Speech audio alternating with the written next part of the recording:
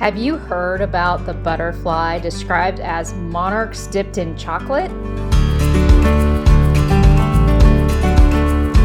The eastern Regal Fritillary Butterfly was once common in the Northeast but declined over the last 75 years primarily due to grassland destruction and alteration.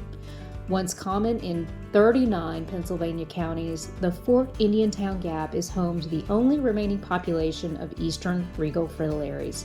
Fort Indiantown Gap has the right combination of diverse native grassland and native wildflowers that serve as host plants and nectar sources. Stewardship efforts from biologists and ecologists working in the Conservation Department of Veterans Affairs are working to repatriate the butterfly in collaboration with Zoo America. Fort Indiantown Gap is the only live-fire maneuver military training facility in Pennsylvania.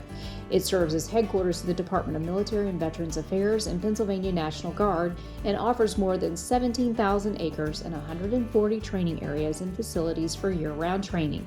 The installation balances one of the region's most ecologically diverse areas with a military mission that annually supports 20,000 Pennsylvania National Guard personnel and more than 120,000 additional personnel from other branches of service.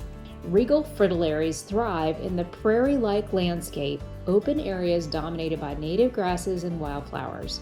Their survival depends on three main habitat components: native warm season bunch grasses like little bluestem, broom's edge, and switchgrass, larval host plants, greater than 5,000 violets per acre, primarily the arrowleaf violet, adult nectar sources that bloom throughout the season, including common milkweed, butterfly weed, thistles, and goldenrod. Native grasses provide a hiding place for the female regals as males frantically search for potential mates. Over her lifetime, a female will lay over 2,000 eggs.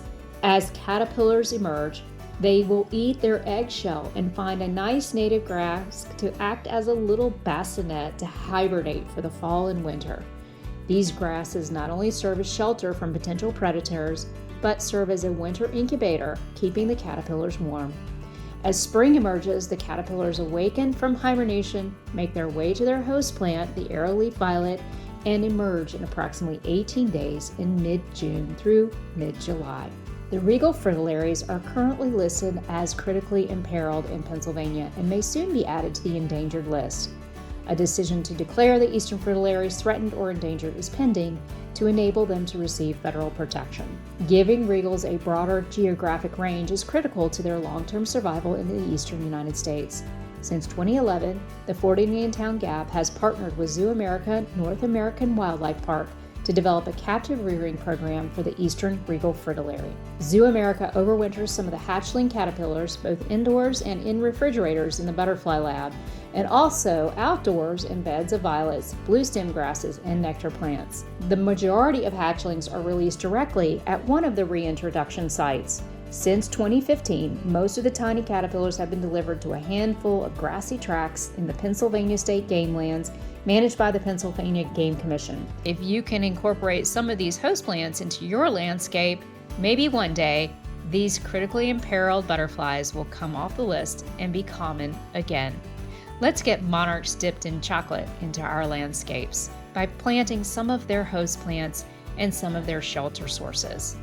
Garden thoughtfully and take care.